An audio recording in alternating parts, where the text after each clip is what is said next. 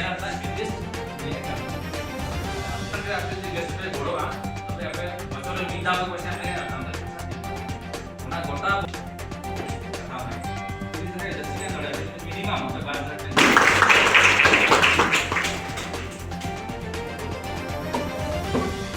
Masalah PNA.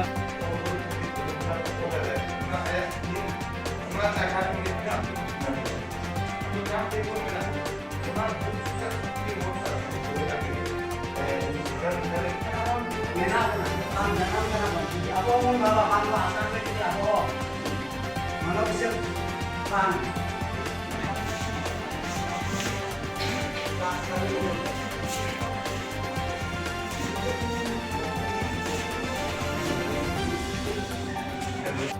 Yearly 2000 টাকা এমত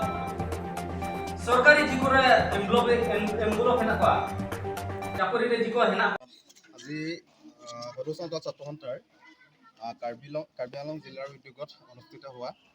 বৌদ্ধিক মহলৰ এক আলোচনাত আমি কেন্দ্ৰীয় সমিতিৰ বিষয়ববীয়া ইয়াত আহি উপস্থিত হৈছোঁ আৰু ইয়াত আহি খুব ভাল লাগিলে কাৰ্বি আংলং জিলা সমিতিয়ে যি উদ্যোগ হাতত লৈছে কেন্দ্ৰীয় সমিতিৰ নিৰ্দেশ মৰ্মে আজি প্ৰথম আমি কাৰ্বি আংলং জিলাতে আৰম্ভ কৰিছোঁ আৰু এই বৌদ্ধিক মহলৰ আলোচনাটো আমি সমগ্ৰ অসমৰ প্ৰত্যেকখন জিলাতে আমি অনুষ্ঠিত কৰিম গতিকে অহা 5 তাৰিখে আমাৰ ডিব্ৰুগড়ত অনুষ্ঠিত কৰা হ'ব আৰু আমি ইয়াত মিলিত হৈ সকলোৱে চাওতাল ছাত্ৰ সন্থাৰ মজিয়াৰ পৰা অসম চৰকাৰক আমি ধন্যবাদ জ্ঞাপন কৰিছোঁ যিহেতুকে যোৱা 29 তাৰিখে যি বিধানসভাত চাওতাল জনগোষ্ঠীৰ যি ভাষা এই ভাষাটো আৰু লিপি অলচিকি লিপিটো চৰকাৰে মান্যতা দি এতিয়া প্ৰাক প্ৰাথমিকৰ পৰা পঢ়িবৰ কাৰণে যি সুবিধা প্ৰদান কৰিলে গতিকে আমি অসম চৰকাৰক আমি ধন্যবাদ জ্ঞাপন কৰিছোঁ আৰু আশা ৰাখিছোঁ হিমন্ত বিশ্ব শৰ্মা ডাঙৰীয়াৰ নেতৃত্বত অসমত বসবাস কৰা চাওতাল জনগোষ্ঠীসকলেও তেওঁলোকৰ যি সাংবিধানিক অধিকাৰ আছে এই সাংবিধানিক অধিকাৰসমূহ খুব সোনকালে জনগোষ্ঠীটোৱে লাভ কৰিব আৰু এটা কথা এই যি 29 তাৰিখে আপোনাৰ সংবিধানত যি স্বীকৃতিপ্ৰাপ্ত দিলে ভাষাটো পঢ়িবৰ কাৰণে নিজৰ চাওতালী ভাষাত পঢ়িবৰ কাৰণে প্ৰাক প্ৰাথমিকৰ পৰা যি সুবিধাকণ দিলে কিছু এছাম ব্যক্তিয়ে যি নেকি অসম চাওতাল সাহিত্য সভাই এই কথাটো তেওঁলোকে বিৰোধ কৰিছে যে অলচিকিত তেওঁলোকে একচেপ্ট নকৰে ৰোমান স্বীকৃতিও তেওঁলোকক লাগে কিন্তু কথাটো হ'ল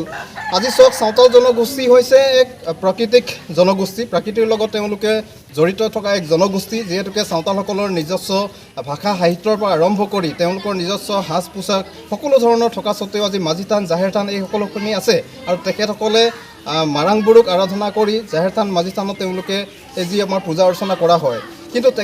তাত স্বত্তেও দুৰ্ভাগ্যজনক কথা যে আজি তেওঁলোকে সেই সকলোখিনি ত্যাগ কৰি আজি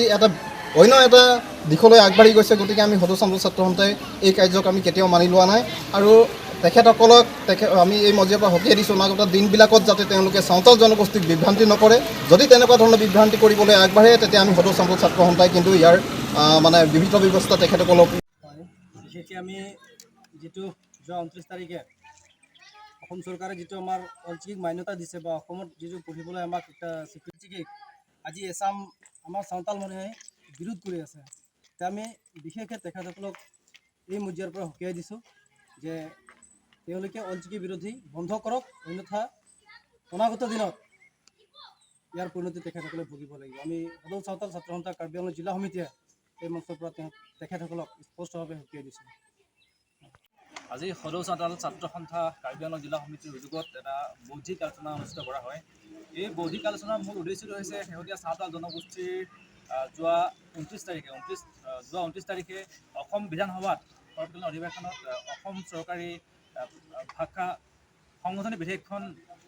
গৃহীত হৈ যায় সেই বিধেয়কখনৰ যোগেদি অসমত বসবাস কৰা চাওতাল জনগোষ্ঠীৰ যিটো শিক্ষাৰ ক্ষেত্ৰত পাঠদান কৰিবৰ কাৰণে এটা